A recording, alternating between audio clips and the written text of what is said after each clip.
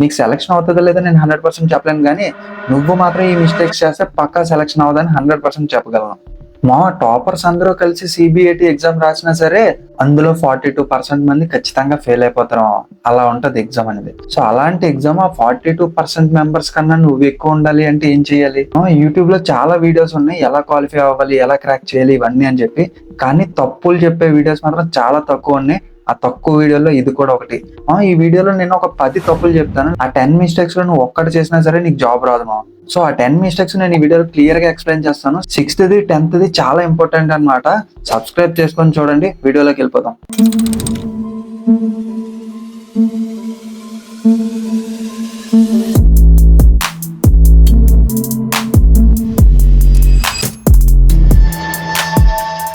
Mistake number 1 అదేంటంటే ignoring instructions. మావా normal గా సిబిటి 2 కానీ సిబిటి ఎగ్జామ్స్ ఏవి రాసినా ముందు ఇలా 1/3 నెగిటివ్ 1/4 నెగిటివ్ అని చెప్పి చాలా చాటభారతం ఇస్తాడు ఇన్స్ట్రక్షన్స్. కానీ సిబిఐటిలో ఇచ్చే ఇన్స్ట్రక్షన్స్ చాలా అంటే చాలా ఇంపార్టెంట్. ఎందుకంటే నీ టెస్ట్ స్టార్ట్ అయ్యే ఒక 5 minutes నీకు చదువుకోరా అని టైం ఇస్తాడు. ఆ 5 minutes లో నువ్వు దిక్కులు చూసుకొని ఇన్విజిలేటర్ చూసుకొని కానీ ఉన్నావు అనుకో దెబ్బ అయిపోతావు. ఎందుకంటే ఇన్స్ట్రక్షన్స్ లో క్లియర్ గా ఏ టెస్ట్ ఇచ్చాడు, ఎన్ని క్వశ్చన్స్ ఉన్నాయి, ఎంత టైం ఉంది అనేది మెన్షన్ చేస్తాడు. ఈ టైం ఎందుకు చెప్తున్నానంటే ఒక్కొక్కసారి మనం ప్రాక్టీస్ చేసిన టైం కన్నా అటు ఇటుగా ఇస్తాడు. లైక్ తక్కువ ఇవ్వచ్చు, ఎక్కువ ఇవ్వచ్చు. ఎక్కువ ఇస్తే ప్రాబ్లం లేదు, నీకే హెల్ప్ అవుద్ది. అదే గానీ ఒక 1 minute తక్కువ ఇచ్చినా లేదా 1/2 minute తగ్గించినా సరే చాలా కష్టం అయిపోద్ది మామ. నువ్వు ఇంకా ఇంకా అలర్ట్ గా ఉండాలి, ఇంకా ఇంకా స్పీడ్ గా ఉండాలి. సో అందుకే ఇన్స్ట్రక్షన్స్ అనేవి మాత్రం ఇగ్నోర్ చేయక. ఇదే first mistake. So mistake number 2 phone తో ప్రాక్టీస్ చేయడం. నేను ఎన్నో సార్లు చెప్పుంటాను, ఇంతకు ముందు వీడియోలో కూడా చెప్పాను, సిబిఐటి అనేది ఫోన్ తో ప్రాక్టీస్ చేసే ఎగ్జామ్ కాదు. ఒకవేళ నువ్వు ఫోన్ తో ప్రాక్టీస్ చేస్తున్నావు అంటే నాకు ఈ జాబ్ వద్దురా అని నువ్వు ప్రిపేర్ అవుతున్నట్టే. ఎందుకంటే ఫోన్ లో ఇంటర్ఫేస్ ఒకలా ఉంటది, క్వశ్చన్ లెంత్ ఒకలా ఉంటది, అవన్నీ ఒకలా ఉంటాయి. సిస్టమ్ లో కానీ ల్యాప్టాప్ లో కానీ సపరేట్ గా ఉంటాయి. నువ్వు ఎగ్జామ్ ప్యాటర్న్ ఎలాగుందో అలా ప్రిపేర్ అయితేనే కదా నువ్వు ఎగ్జామ్ ఈజీగా క్రాక్ చేయగలవు. ఇప్పుడు నువ్వు కంప్యూటర్ ల్యాప్టాప్ లో అలవాటు పడితే అలవాటు నీకు ప్రాక్టీస్ లో స్పీడ్ పెంచుతుంది. సో అందుకే ఫోన్స్ అవాయిడ్ చేసే. నీ దగ్గర ల్యాప్టాప్ లేదా రిలేటివ్స్ కానీ ఫ్రెండ్స్ కానీ అడిగి తెచ్చుకో, లేదా దగ్గరలో ఉన్న ఇంటర్నెట్ షాప్కి వెళ్ళి ఒక 2 hours తీసుకొని టెస్ట్లు అన్ని రాసుకో. దానికన్నా నువ్వు చేసుకోవాల్సిన ఫేవర్ ఇంకోటి లేదు మామ, అదే బెస్ట్. సో ఇప్పుడు చాలా మందికి తెలియలేని mistake number 3 scrolling practice. Clear గా చెప్తా చూడు. ఇప్పుడు నేను మాక్ టెస్ట్ ఓపెన్ చేసి చూపిస్తాను మీకు క్లియర్ కట్ గా ఎలా ఉంటది, ఎందుకు చెప్తున్నాను ఈ స్క్రోలింగ్ ప్రాక్టీస్ అనేది. సపోజ్ నేను ఇప్పుడు అన్లిమిటెడ్ ఓపెన్ చేస్తాను అనమాట. సో నార్మల్ గా ఇప్పుడు ఈ వెబ్సైట్ ఉంది, ఈ టెస్ట్ కనిపిస్తుంది కదా. సో ఇక్కడ ట్రాక్ ఇస్తాడు, ఇది ఆల్రెడీ టెస్ట్ స్టార్ట్ అయిపోయింది, నేను పాజ్ చేసి ఉంచాను. సో ఇప్పుడు ఇక్కడ టెస్ట్ ఇస్తాడు, మనకు చూపిస్తాడు, దీని ఆన్సర్ చేయాలి. ఇక్కడ చూడండి ఆప్షన్స్ అన్ని సైడ్ ఉన్నాయి. ఈ సైడ్ ఉన్న ఆప్షన్స్ అన్ని నేను కిందకి వెళ్ళాలి అంటే స్క్రోల్ చేసుకోవాలి. సో ఇలా పైకి కిందకి స్క్రోల్ చేసుకోవడం. నాకు ఇప్పుడు ఈ టెస్ట్ లో టైం తెలీదు, కానీ నేను ఎప్పుడైతే పవర్ ఆఫ్ అబ్జర్వేషన్ టెస్ట్ కానీ పర్సెప్చువల్ స్పీడ్ టెస్ట్ కానీ చేస్తానో నీకు 72 questions 96 questions వస్తాయి. సో అప్పుడు నువ్వు స్క్రోల్ చేస్తానే ఉండాలి, ఆన్సర్ అటెంప్ట్ చేయాలి, స్క్రోల్ చేయాలి, ఆన్సర్ అటెంప్ట్ చేయాలి, స్క్రోల్ చేయాలి. సో అలా ఉంటది కాబట్టి నీకు స్క్రోలింగ్ కి కూడా టైం వేస్ట్ అవుతుంది. సో నువ్వు స్క్రోలింగ్ లేట్ గా చేసావు అంటే నీకు 1 second తగ్గిపోతుందని దాని మీనింగ్. సో నువ్వు స్క్రోలింగ్ తో పాటు ప్రాక్టీస్ చేయాలి. సో నీ ప్రాక్టీస్ లో ఆ స్క్రోలింగ్ టైం అనేది ఇంక్లూడ్ చేసుకొని నువ్వు చేస్తేనే నువ్వు పికప్ అవుతావు. And 4th mistake offline coaching మామ. నేను పర్సనల్ గా సిబిఐటికి ఆఫ్లైన్ కోచింగ్ ఎవరికి రికమెండ్ చేయను. ఎందుకంటే ఆఫ్లైన్ కోచింగ్ లో ఏం చెప్తారు మామ, టెస్ట్ ఎలా చేయాలో చెప్తారు, అవన్నీ నీకు యూట్యూబ్ లో ఆల్రెడీ దొరుకుతున్నాయి. ఈ సిబిఐటి అనేది నీ స్పీడ్ నీ ప్రాక్టీసే. సో నువ్వు నీకుగా చేసుకోవాల్సిందే ఇది. సో దీనికి నీకు ఎవరో చెప్పి నీకు డౌట్లు ఉండి అవేం ఉండవు.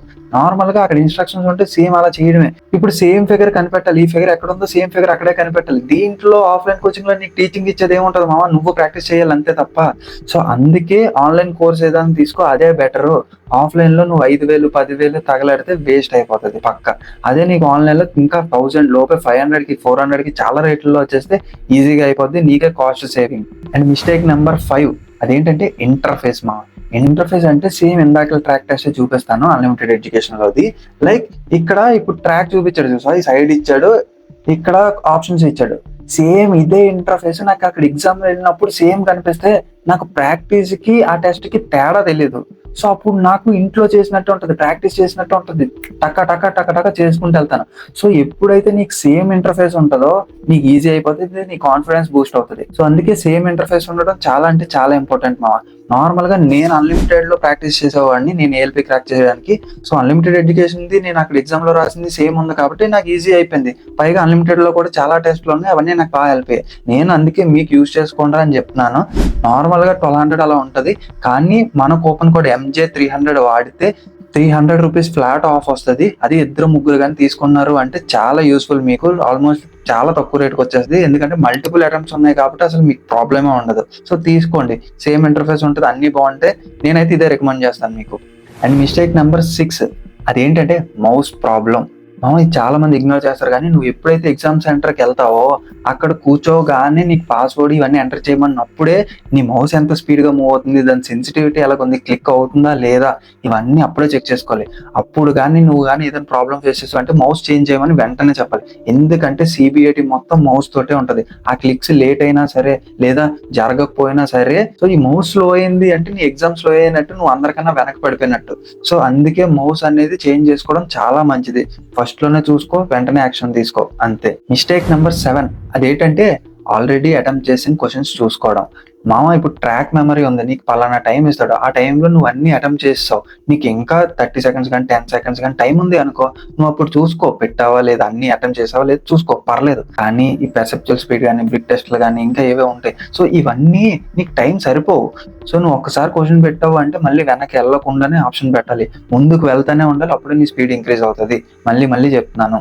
అండ్ మిస్టేక్ నెంబర్ 8 అదేంటంటే minimum cubes in hidden cubes. ఇది డెప్త్ పర్సెప్షన్ టెస్ట్ లో ఉంటది హిడెన్ క్యూబ్స్ అనేది.